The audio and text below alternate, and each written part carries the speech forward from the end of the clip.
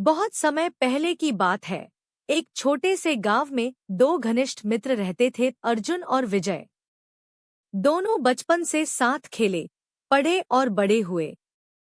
उनकी दोस्ती की मिसाल पूरे गांव में दी जाती थी। एक दिन दोनों दोस्तों ने सोचा कि अब उन्हें अपने जीवन में कुछ बड़ा करना चाहिए। इसलिए उन्होंने तय किया कि वे जंगल के उस पार स्थित शहर जाएंगे और वहां काम की तलाश करेंगे। अगली सुबह वे यात्रा पर निकल पड़े। रास्ता लंबा और कठिन था। जंगल घना था और रास्ता सुनसान। चलते चलते दोपहर हो गई।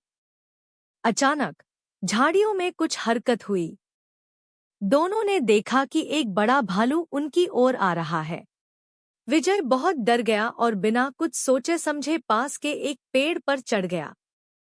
अर्जुन पेड़ पर चढ़ नहीं सकता था, लेकिन उसने एक तरकीब निकाली।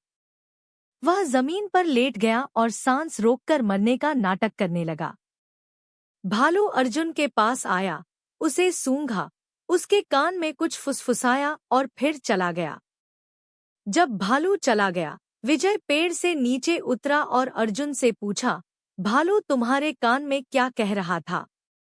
अर्जुन ने मुस्कुराते हुए जवाब दिया, भालू ने कहा कि ऐसे दोस्तों से दूर रहो जो मुसीबत में साथ छोड़ दें।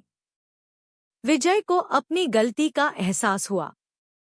उसने अर्जुन से माफी मांगी और वादा किया कि वह फिर कभी उसे अकेला नहीं छोड़ेगा।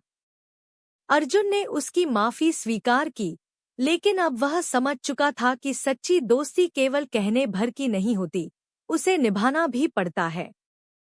सच्चे दोस्त वही होते हैं जो कठिन समय में साथ खड़े रहते हैं। मुसीबत में साथ छोड़ देने वाला कभी सच्चा मित्र नहीं हो सकता।